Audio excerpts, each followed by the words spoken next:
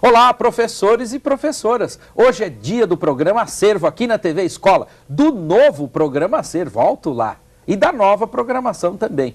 Agora, o Acervo passa 2 vezes na semana, todas as quintas-feiras e sextas-feiras nós estaremos com vocês.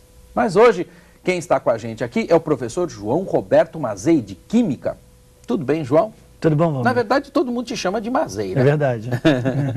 Bom, gente, hoje nós vamos trabalhar com um documentário muito interessante. Em Os Caçadores de Vírus, nós vamos conhecer o trabalho de pesquisadores que estudam esses seres tão simples do ponto de vista estrutural, mas ao mesmo tempo tão complexos.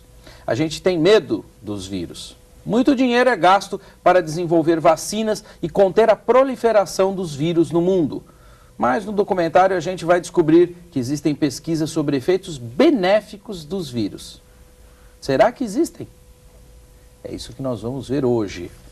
João, que mapa, o que a gente diz para o nosso professor? Que mapa de leitura desses vírus que a gente pode dar logo de cara, logo no início? Bem, Valmir, o vídeo é extremamente interessante, principalmente porque ele leva ao professor o estudo, né?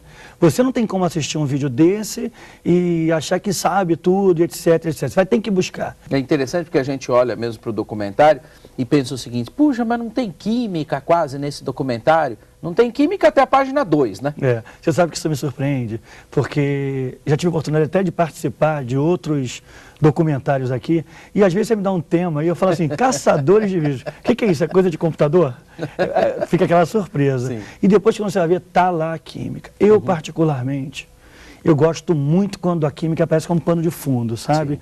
Todo o tema ele pode ser tocado pela biologia, tem a sociologia, a história, mas lá está a química. No batom da menina, aí aparece no esconderijozinho do vírus, e a química está lá. Então, como sempre com aquela participaçãozinha extra no documentário. E esse é um caso típico disso. Agora, os vírus são seres resistentes, né? Acho que vale a pena a gente contar para os professores um pouquinho. Ah, vale, sem dúvida que vale. Eu acho que o professor tem que, antes de exibir o vírus, ele tem que, eu acho bacana ele dar uma olhada, assim, em tópicos fundamentais para ele falar para o aluno. Por exemplo, a resistência do vírus em pH extremamente ácido, efervescente, temperaturas elevadas em torno de 80 graus. Nós, por exemplo, não vivemos nessas condições, mas o vírus está lá, resistente e vivendo, né? Isso e até gosta. É verdade. Isso mostra que o vírus é, antes de tudo, um forte. Tão forte que o Mazei até falou assim, antes de exibir o vídeo, né, você falou, antes de exibir o vírus, né? Você estava falando isso. Eu falei isso? Então vamos ao documentário, daqui a pouquinho a gente volta. Até já.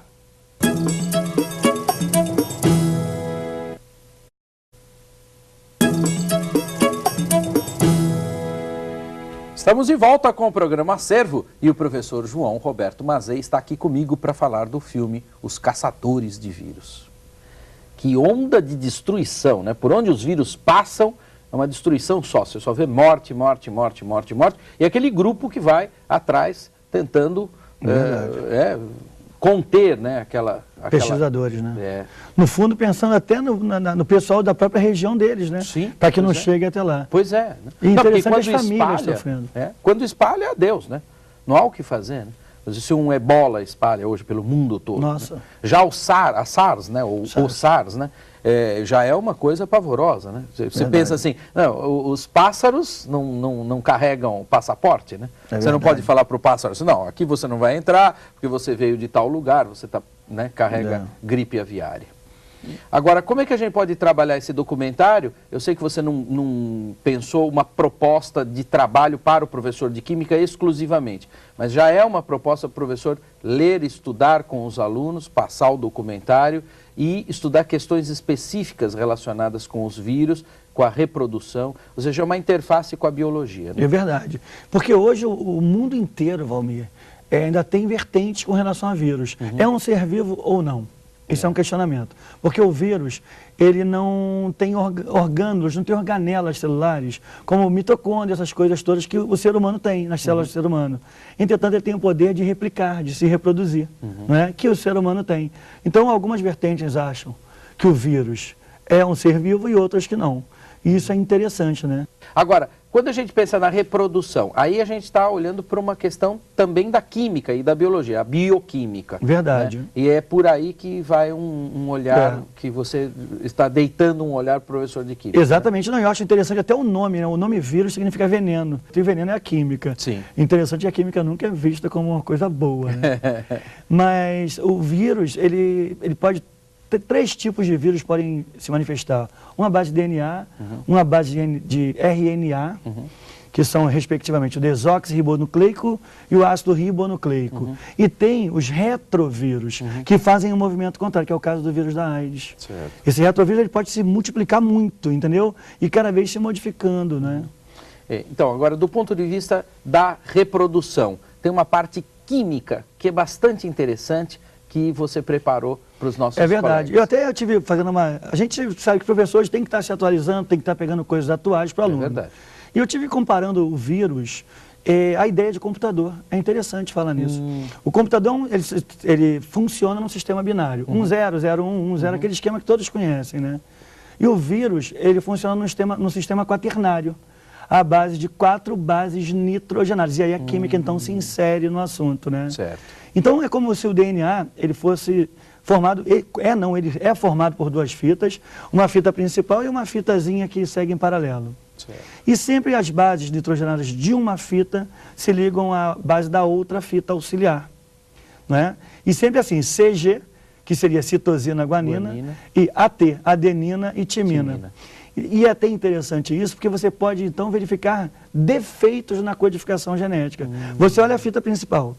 Então, se tem uma timina, do outro lado, teoricamente, ela vai estar ligada a uma adenina. Né? Não, melhor, a timina, a adenina e a citosina, a guanina. Então, como é que você verifica defeito? Você olha a fita, a cópia, né? A fita que, teoricamente, vai funcionar em paralelo. Se ali tem uma citosina e na tua fita principal não tinha uma... citosina guanina, né, na verdade, o que vai acontecer? Está faltando alguma coisa nesse trecho do nosso DNA. E é então que se postula ideias para se refazer aquele pedaço. Ótimo. Mas você estava me falando sobre uma questão das pontes de hidrogênio antes da gente começar a gravação. Eu gostaria que você tocasse nesse ponto. É verdade. O documentário é extremamente importante para você explorar o assunto ligações químicas, né? Porque a proteína, na verdade, ela é formada por aminoácidos. Né? Então, o que acontece? Os aminoácidos vão se ligando uns aos outros. E uma proteína daquela fita principal que eu te falei, se liga a outra através de pontes de hidrogênio, né? Que são ligações intensas, quando o hidrogênio está ligado a um átomo fortemente atrator de elétrons. Que na química a gente chama de eletronegativo, é o termo técnico, né? Entendeu? E aí você pode usar isso, inclusive, para pigmentação. Exatamente. Pigmentação de tecido, foi aquilo que eu estava te falando. Pigmentação de tecido, hoje, o cara pega o algodão e ele gruda a tinta, nada mais é do que uma união por ponte de hidrogênio ou outros tipos de ligações da tinta ao tecido, que seria uma fita a outra, né? Só para o professor facilitar a vida dele com o aluno. Tá certo. Obrigado, então, Mazei. Nada, Valmir. Programa muito legal. Tenho certeza que vocês vão utilizar, sim. E agora o programa tem um e-mail próprio para que vocês mandem os seus comentários e as suas sugestões diretamente para a gente. Estamos muito chiques, não? Anote aí, acervo@mec.gov.br. Tudo escrito com letra minúscula, hein? Porque senão não chega. E alguns não voltam. Escreva para a gente. O programa de hoje fica por aqui. Obrigado pela companhia de vocês e a gente se vê na programação da TV Escola, o canal da educação. Tchau, tchau e... cuidado com os vírus, hein?